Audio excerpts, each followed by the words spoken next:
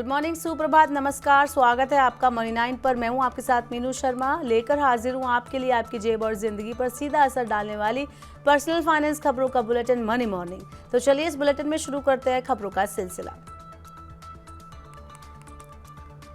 दालों की बढ़ती कीमतों पर लगाम लगाने के लिए सरकार ने दालों की आपूर्ति बढ़ाने का नया प्लान तैयार किया है। सरकार ने ब्राजील, अर्जेंटीना, ऑस्ट्रेलिया और अफ्रीकी देशों सहित कई दूसरे देशों से दाल का आयात करने की योजना बनाई है। दालों की आपूर्ति बढ़ाने के लिए सरकार ने तुअर, उड़द, मसूर, पीली मटर और देसी चना पर आयात शुल्क हटा दिया है।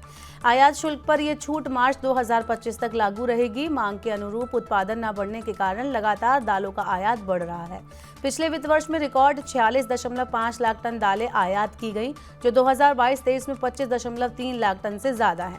मांग और आपूर्ति के बीच संतुलन न होने की वजह से दालों की खुदरा महंगाई पिछले कई महीने से ऊंची बनी हुई है। अप्रैल महीने में दालों की महंगाई 16.84% थी। मई की शुरुआत में निर्यात प्रतिबंध हटने के बाद भारत ने अब तक 45,000 टन से ज्यादा प्याज का निर्यात किया है। बढ़ती कीमतों को रोकने के लिए सरकार ने पिछले साल दिसंबर में प्याज के निर्यात पर प्रतिबंध लगाया था। प्याज का अधिकतर निर्यात पश्चिम एशिया और बांग्लादेश को किया गया। इस साल अच्छे मानसून के पूर्वानुमान से जून में प्याज की बेहतर बुआई होने की उम्मीद से सरकार ने चुनाव के दौरान प्याज पर लगे निर्यात प्रतिबंध को हटाते हुए प्रति टन $550 का न्यूनतम निर्यात मूल्य तय किया था। सरकारी एजेंसियों ने चालू वित्त वर्ष के लिए लक्षित 5 लाख टन का बफर स्टॉक तैयार करने के लिए रबी प्याज की खरीद शुरू कर दी है। सरकार washing machine, air purifier, solar glass, paper और फर्नीचर जैसे कुछ उत्पादों पर इन्वर्टेड ड्यूटी स्ट्रक्चर में बदलाव करने पर विचार कर रही है। इसका मकसद घरेलू निर्माण को बढ़ावा देना है। इन्वर्टेड ड्यूटी स्ट्रक्चर में तैयार उत्पादों पर काम और कच्चे माल पर ज्यादा टैक्स लगता है। तैयार उत्पादों के मुकाबले कच्चे माल पर अधिक टैक्स होने से निर्माताओं के लिए कर्ज महंगा हो जाता है और अन्य लागत भी बढ़ जाती है। कॉमर्स और इंडस्ट्री मंत्रालय ने इन्वर्टेड ड्यूटी स्ट्रक्चर के मुद्दे को सुलझाने के लिए वित्त मंत्रालय के साथ उत्पादों की एक लिस्ट शेयर की है। इन्वर्टेड ड्यूटी स्ट्रक्चर में सुधार होने से उत्पादों की कीमत घट सकती है। वित्त वर्ष 2022-23 में अपने निचले स्तर पर आई घरेलू बचत में वित्त वर्ष 2023-24 में दोबारा तेजी आने की संभावना है। CRISIL market intelligence and analytics का कहना है कि तेज डिपॉजिट ग्रोथ, मार्केट और रियल एस्टेट में ज्यादा निवेश होने और उपभोग में कमी के चलते घरेलू बचत बढ़ेगी। वित्त वर्ष 2023-24 में बैंक डिपॉजिट 13.5% बढ़ा है, जो पिछले साल 9.6% था। इसके अलावा क्रिसिल ने कहा कि वित्त वर्ष 2024 में म्यूचुअल फंड निवेश में भी वृद्धि हुई है। इक्विटी बाजार के रिटर्न ने भी ज्यादा खुदरा निवेशकों को आकर्षित किया। अर्थव्यवस्था में कुल बचत में घरेलू बचत की हिस्सेदारी 60% है।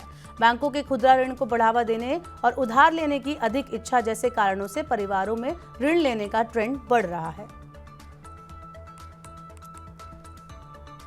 शेयर बाजार में अफवाहों के कारण स्टॉक्स की कीमतों में अचानक आने वाले तेज उतार चढ़ाव को रोकने के लिए बाजार नियामक सेबी ने नई गाइडलाइंस जारी की हैं। नया नियम स्टॉक एक्सचेंज पर लिस्टेड टॉप 100 कंपनियों पर 1 जून 2024 से लागू होगा। नेक्स्ट 150 कंपनियों के लिए ये नियम दिसंबर 2024 से लागू होगा।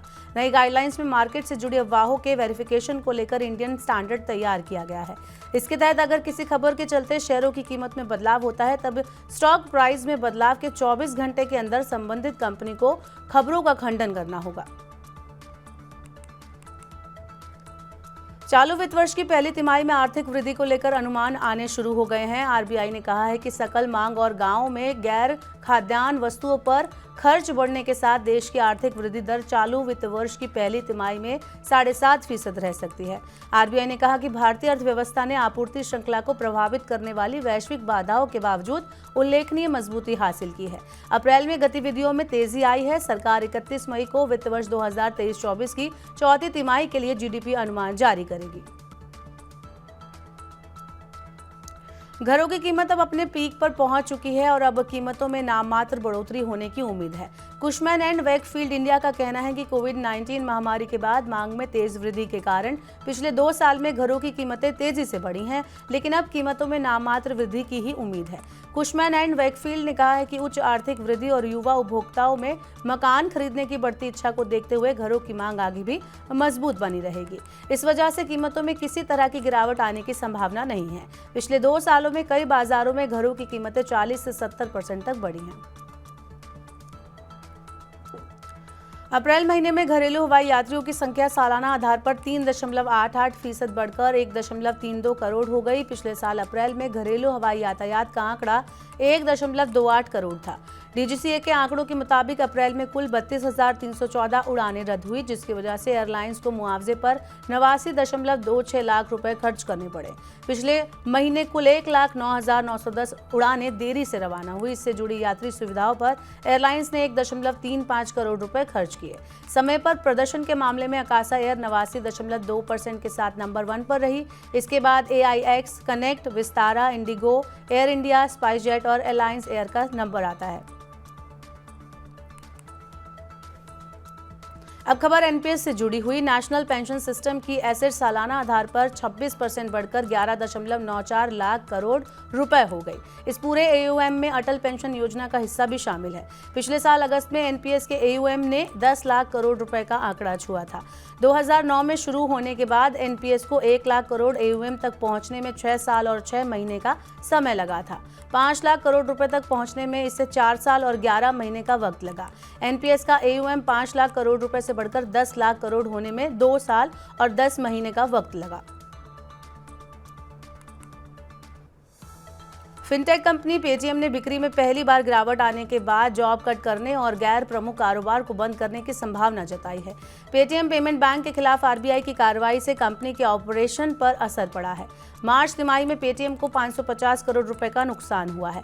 वहीं कंपनी का ऑपरेशन से रेवेन्यू 2.6% घटकर 2,267 करोड़ रुपए रह गया। 2021 में शेयर बाजार में लिस्ट होने के बाद कंपनी के रेवेन्यू में ये पहली गिरावट है। वित्तीय परिणामों का नकारात्मक असर कंपनी के शेयरों पर दिखाई दिया। तो आज के मनी मॉर्निंग के बुलेटिन में फिलहाल के लिए इतना ही। अपने काम की जरूरी खबरें देखने और समझने के लिए सब्सक्राइब करें हमारे YouTube चैनल को। वहीं अब आप मनी9 की ऐप पर पर्सनल फाइनेंस से जुड़ा कोई भी सवाल पूछ सकते हैं। आपको स्टॉक से रिलेटेड कुछ पूछना है, म्यूचुअल फंड में निवेश करना है या टेक से जुड़ा कोई भी सवाल है तो सीधे पूछे एक्सपर्ट से, कहीं भी कभी भी, सिर्फ मनी9 पर।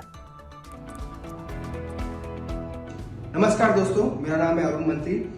अगर आपका स्टॉक मार्केट के रिलेटेड कोई क्वेश्चन है, अगर आप बाजार में निवेश करना चाहते हैं तो आज ही मुझसे अपना सवाल पूछिए। लॉग इन कीजिए मनी9 के ऐप में। मनी9 के ऐप में टॉक टू एक्सपर्ट सेक्शन में जाने के बाद आप अपना सवाल डायरेक्टली मुझसे पूछ सकते हैं। तो आज ही डाउनलोड कीजिए मनी9 का सुपर ऐप।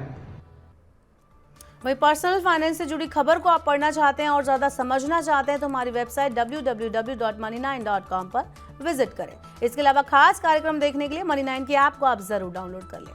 बने रहिए मनी9 के साथ। नमस्कार।